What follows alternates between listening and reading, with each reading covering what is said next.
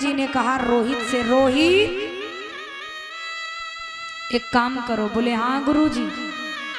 पूजा का समय हो गया। बोले हाँ, पुष्प लेकर आओ और जल्दी से आना, विलंब मत करना। रोहित माँ के पास आया, मैया डलिया सजा दो, गुरुजी की पूजा का समय है, गुरुजी नाराज हो जाएंगे, जल्दी से जाना है मुझे।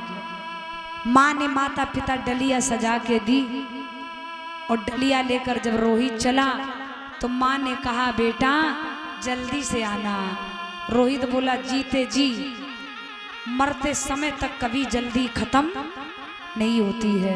माँ तू जल्दी कह रही है, एक काम कर माँ, अब मैं ऐसे नहीं जाऊंगा। बोले फिर?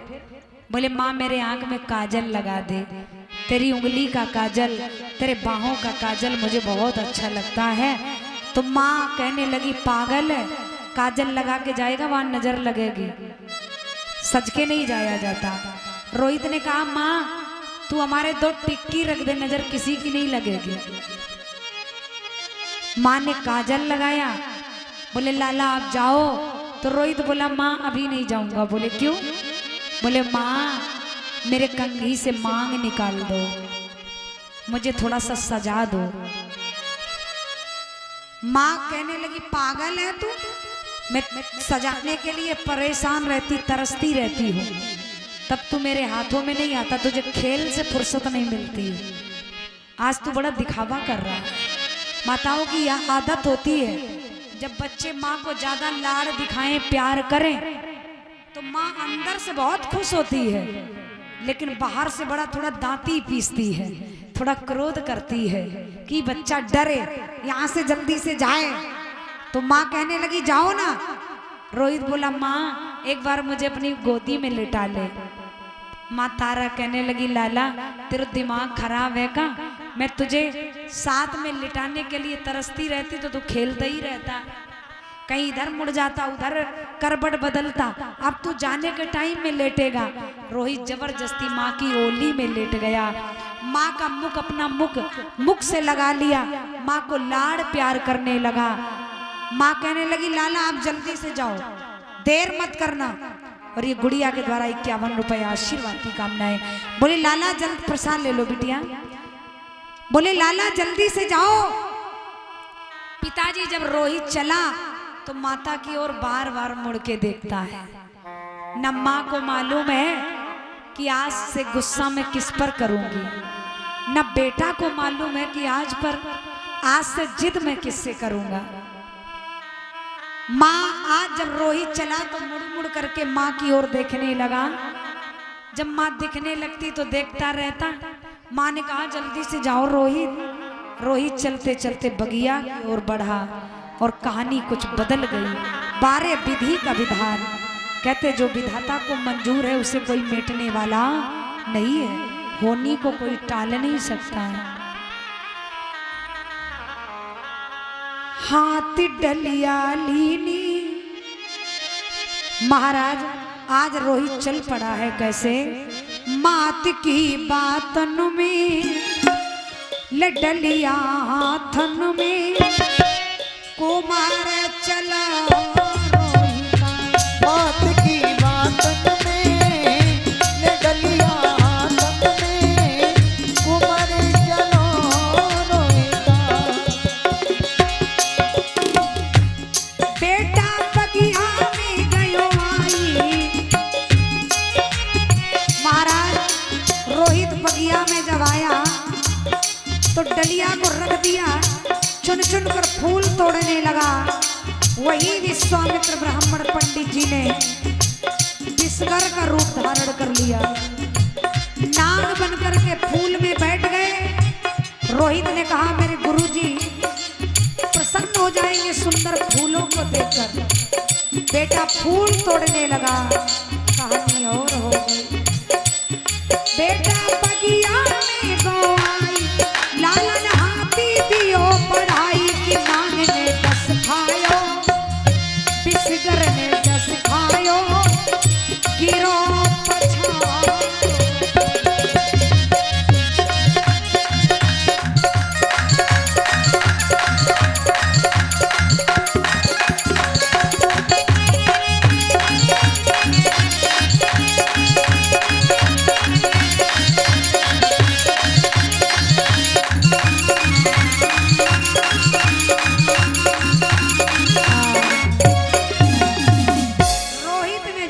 सुंदर फूल की ओर हाथ बढ़ाया, रोहित के काले नांग ने डस लिया, जैसे बिसगर ने डस लिया। और जब नांग ने डसा तो रोहित के मुख से एक शब्द निकला, हाय मैया। माँ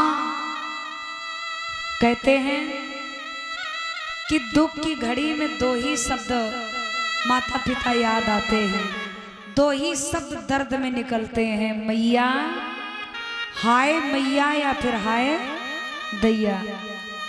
क्योंकि माँ तो बहुत प्यार करती है, कोख में पालती है, छांव में रखती है। और माँ से ज़्यादा जो दादी माँ होती है वो माँ से ज़्यादा भी अपने नाती का ख्याल करती है। रोहित ने कहा, हाय मैया। माँ कहते हैं दुख की बेला में, चोट में, दर्द में, जख्म में पिता कितना भी प्यार करे, बेटा परदेश हो लेकिन याद किसको करेगा? माँ। पिता से फोन भी करेगा, पिता पूछे क्या बात है, बोले कुछ नहीं, माँ से बात करा दो। माँ आवाज को परख जाती है कि बेटा की आवाज अब कैसी है और तब कैसी थी। बिटिया हो ससुराल में कोई कितना भी प्यार जताए, लेकिन दर्द में उसे बस माँ की याद आती है। माँ माँ होती है। रोहित बोला, हाय माँ, माँ, माँ। और जब जहर का नशा मेरी माताओं बहनों बुजुर्गों छाने लगा तो रोहित को नींद आने लगी। कहते हैं जो काल के गाल में जाता है वो बचता नहीं है, और काल के काटने से व्यक्ति को नींद ही आती है।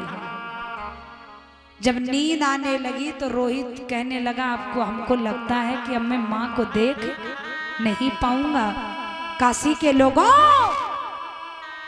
मुझे नांग ने डस लिया, मुझे नींद आने लगी है, मेरा शरीर काम नहीं कर रहा, मेरी माँ को बुला दो।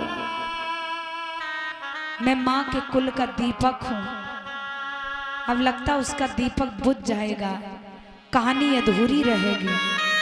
कोई मेरी माँ से कह दो, माँ को बुला दो। माँ माँ रोहित कहता रहा, लेकिन अब माँ नहीं आ पाई। तो महाराज रोहित ने कहा, जब जमीन पर रोहित गिर पड़ा, नींद बड़ी तेजी से आने लगी, तो रोहित रोने लगा, तड़प तड़प कर बोला, माँ अब मैं कैसे तेरे पास आऊं, तू आ जाना जल्दी से। और काशी के लोगों, मेरी मैया ना आ पाए तो एक काम कर देना। क्या? यदि हाल मेरी मैया पूछे तो जलता दीप बुझा देना। यदि हाल मेरे बबुला पूछे तो मुरझाया फूल दिखा देना। मेरी माँ अगर ना समझ पाए तो काशी के लोगों जलता हुआ दीपक बुझा देना, समझ जाएगी अंधेरा हो गया। मेरे पिता अगर ना समझ पाए तो मुरझाया फूल दिखा देना, इशारा कर देना। इतना कह के रोहित जमीन पर गिर पड़ा, रोता रहा, लेकिन किसी ने माँ को नहीं बुलाया। और जब बड़ी देर हो गई तो वही ब्राह्मण जी ने आवाज लगाई, काशी के लोगों, कौन मां निर्दयी है जिसका बेटा माँ माँ कह रहा, उसकी माँ को आवाज नहीं जा रही है। बेटा के नाग ने डस लिया है, काले नाग ने खाया है। तारा के आवाज कानों में पड़ी, तारा ने आवाज को सुना, भाग खड़ी हुई रानी तारा। तो ब्राह्मण जी ने हाथ लगा दिया, देहरी के बाहर हिम्मत नहीं पड़ना चाहिए, देहरी के बाहर कदम देने का अधिकार नहीं है। क्यों? क्योंकि हमने तुमको पैसे से खरीदा है। क्या हुआ? बोले ब्राह्मण जी मैं तुम्हारे चरणों में पड़ती हूँ, मेरा एक कुल का दीपक उसे नाग ने डस लिया है। इस वक्त ऐसी विषम परिस्थिति किसी माँ पर कभी ना आए, हमको आप चला जाने दो ना। ब्राह्मण जी बोले नहीं, पहले मेरे घर का भोजन बनाओ, पानी भर के रखो और बर्तन को धुल के रखो, झाड़ू लगाओ, और ये सब काम करते समय एक आंसू नहीं आना चाहिए, क्योंकि अगर भोजन में आंसू गिर गए तो ठाकुर जी नाराज हो जाएंगे, भोग नहीं लगाएंगे। अब आप लोग माताओं बहनों अंदाजा लगाओ, बुजुर्गों, जिस माँ का बेटा अंतिम श्वास ले रहा हो वो माँ से भोजन बन सकता है क्या? क्या उसका दिमाग काम करेगा? क्या उसका शरीर चलेगा? चाहे करोड़ों की संपत्ति में आग लग जाए, वो माँ मुड़ करके नहीं देखेगी, बेटा को देखेगी। लेकिन आज तारा ने ये भी काम किया। तारा काम कर रही है और बेटा के लिए तड़प रही है, और जैसा तारा पर वक्त आया ऐसा किसी माँ पर ना। समय ही हंसाए, समय ही रुलाए, समय रूठ जाए तो ये जग रूठ जाए। समय को समय ही समय से मिलाए, समय रूठ जाए, ये जग रूठ जाए। तारा ने भोजन बनाया।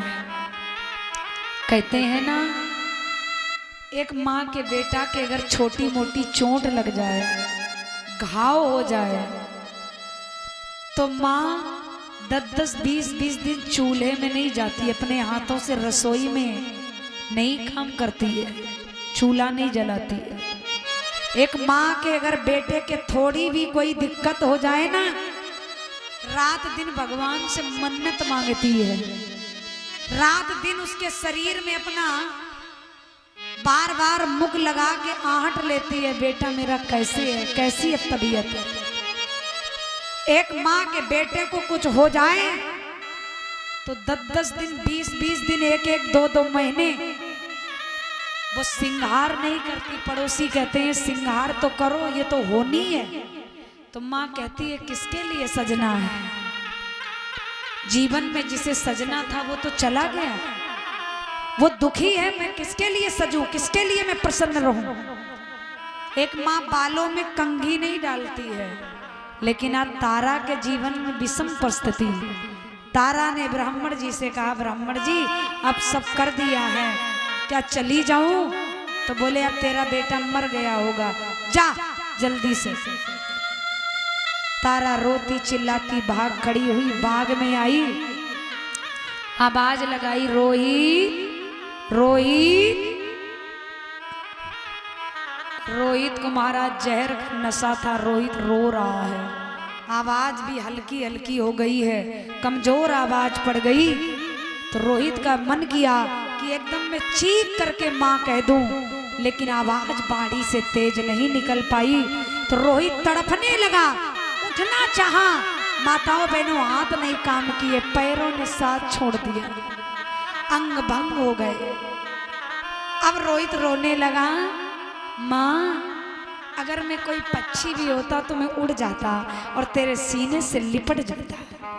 माँ तू जल्दी से आ जा, तू ऐसे पागलों की तरह बेटा बेटा कहेगी तब तक ये बेटा दुनिया से चला जाएगा। तारा कहने लगी, रोहित। जब उसे महाराज थोड़ी दर्द भरी आवाज माँ को सुनाई दी तो माता ने अपने शरीर का ख्याल नहीं किया, झाड़ियों में लिपटती चिपटती हुई, साड़ी कहीं खिंच जाती है, कहीं फंस जाती है, माँ अपने आप को खींचती झेलती हुई उस बगिया के अंदर पहुंची। जैसे रोहित को उस बगिया के बीच में चारों चित्त लेटे देखा, हाथ पैर पसारे रोहित सो रहा है, माँ माँ। तो तारा एकदम बेहोश होकर पछाड़ खाकर सर जमीन पर पटक दिया, रोहित ऐसे तो हमें लेटना चाहिए था, वक्त आने पर, लेकिन तुम पहले से ऐसे लेटे हो। देखो तुम्हारी माँ आ गई। रोहित ने कहा माँ रोशनी कम पड़ने लगी है, माँ मुझे गोदी में उठा लो ना। तारा ने कहा क्या कह रहे हो, गौर से देखो ना। माँ ने जैसे रोहित को गोदी में लिटाया, रोहित ने अपना मुख माँ के मुख से लगाया, बाहों को पकड़ लिया, चरणों को छू लिया और रोहित बोला माँ पिताजी से अंतिम प्रणाम कह देना। आंख मेरी बंद हो जाए तो पिता से कह देना क्षमा कर देना। और माँ तुम बड़ा ध्यान से जीवन को काटना, मौत जानबूझ के नहीं आती है, जब जिसको जाना होता वो जाता है। रोहित बात कर रहा है लेकिन माँ को ये मालूम ही नहीं कि अंधेरा हो रहा है। रोहित बोला माँ मुझे नींद आ रही है। रोहित माँ की गोदी में सो गया और जब बड़ी देर हो गई तो माँ ने कहा रोहित बात करो ना। मुख में उंगली डाली तो दांती बंद हो गई। आंख की पलक को खोल के देखा, ज्यों के त्यों शरीर ठंडा पड़ गया। तारा को बड़ी देर हो गई, जब ख्याल आया कि इसमें कुछ नहीं है, जब मुख में उंगली डाली दांत बंद हो गए तो तारा ने जमीन पर सर पटक दिया और लहस पर रोने लगी। रोहित तुमसे पहले तो हमें जाना था, मेरी अर्थी में हाथ कौन लगाएगा, तुम मेरे कुल के दीपक अकेले हो, ये तुमने मेरा साथ क्यों छोड़ा। और रोहित की माँ तारा बिलक बिलक कर रोने लगी और एक बात बोली है भैया, बेटा मेरी गोदी से काए हुई गौ रवाना है। बेटा मेरी गोदी से वो काए हुई गो रवाना है। बेटा मेरी गोदी से काए हुई गो रवाना है।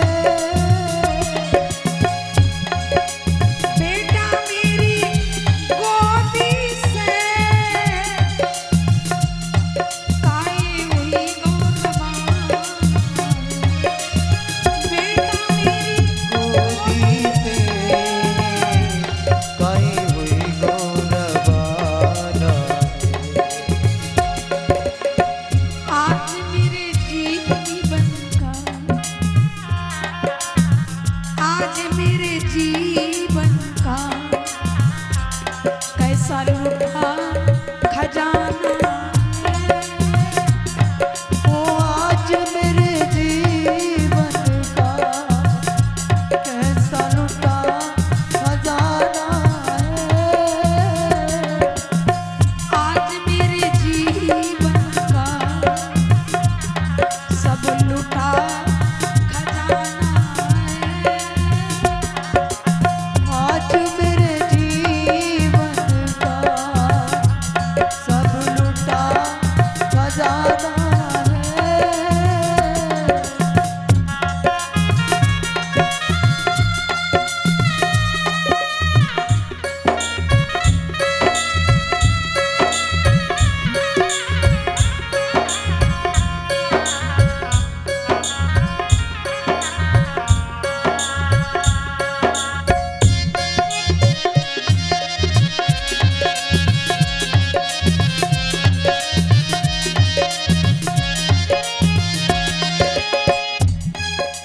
मैया पे क्या बीत रही, बेटा तू ये क्या जाने। ओ मैया पे क्या बीत रही, बेटा तू ये क्या जाने। मैया पे क्या बीत रही, बेटा तू ये क्या जाने। ओ मैया पे क्या बीत रही, ओ बेटा तू ये क्या जाने। आज मेरे जीवन में, आज मेरे जीवन में कैसा हुआ अंधेरा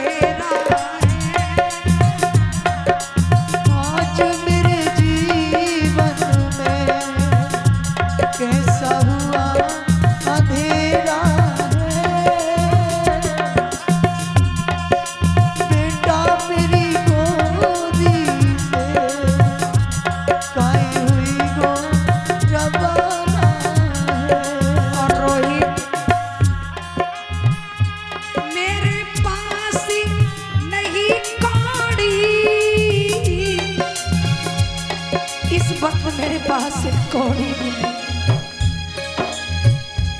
मेरे पास नहीं कौड़ी, मैं कैसे कफनी लाऊं। मेरे पास नहीं कोई, मैं कहाँ से कफन लाऊं। आज मेरी जीवन का, आज मेरी जीवन का सब लुटा खजाना है। बेटा मेरी गोदी से उगाए हुई गो रवाना है। बेटा मेरी गोदी से उगाए हुई गो रवाना है।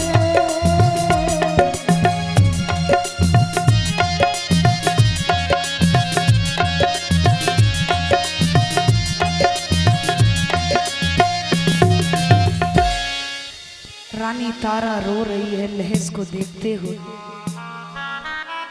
ब्राह्मण ने कहा, तारा क्या तुम पागल हो, रोती ही रहोगी? बोलने वाला पक्षी तो उड़ गया है, ये शरीर है ये मिट्टी हो जाएगा। आप इस मिट्टी से बात कर रही हो, इससे कोई बात करने का कोई फायदा नहीं है। और इसके लिए चाहे तुम सर पटक दो, चाहे प्राणों को खो दो, लेकिन इससे रोने से लिपटने से कुछ मिलने वाला नहीं है। जो सुनने वाला था, समझने वाला था, जीवन का सहारा था, वो तो चल बसा, और जो चला गया है वो कभी वापस नहीं आया। इस लहज को देख करके क्या रोना है, लहज को ले जाओ ना। अब तारा कहने लगी, भगवान जाना ही था तो जन्मते ही चले जाते, तो कफन की आवश्यकता नहीं पड़ती। अब हरे हरे बांस की आवश्यकता नहीं पड़ती। मैं कहाँ से बांस काट के लाऊं, मैं कैसे अंतिम यात्रा के लिए खटिया बनाऊं, और कैसे मैं लेटाऊं जिस कोख में मैंने रखा, सींचा, पाला, पोसा, तैयार किया। ऐसी कौन भला अभागिन माँ हो सकती जो अंतिम यात्रा भी बेटे की लेके जाए। ये धर्म तो पति का होता है, लेकिन आज मुझे ये करना पड़ रहा है। बेटा तुम्हें जाना था, जन्मते ही चले जाते, आज कफन नहीं लाना पड़ता। और बेटा तुम्हें तो मुझे ले जाना चाहिए था, लेकिन मैं तुम्हें लेके जा रही हूं। ये तारा रो रही है। कहते एक बच्चे का दर्द तो उस माँ से पूछो जिस माँ ने अपने लाल को खोया होगा। एक पुत्र का दर्द उस बाप से पूछो जो माता पिता जाने की रास्ता में बैठे हैं और बेटे की अर्थी जा रही है। जो माता पिता को जाना चाहिए तो बहू की अर्थी उठ के जा रही है घर से, नाती की अर्थी जा रही है, बेटी की अर्थी जा रही है। भरी जवानी में पत्नी से पहले पति की अर्थी जा रही है। जीवन घर में बिखर रहा है। एक उस भाई के दिल से दर्द पूछो जिस भैया की अर्थी गई होगी और उसने कंधा दिया होगा। माँ का एक लाल जाता जीवन में नहीं भूलती है। कितने भी उसके लिए बेटा बने रहे, लेकिन जाने वाले की दर्द कभी भूलती नहीं है। और जिस माँ ने अपना एक ही दीपक खोया हो, उस माँ के जीवन में क्या बचा होगा। ये दर्द उस बहन से पूछो जिस बहन ने भाई खोया होगा।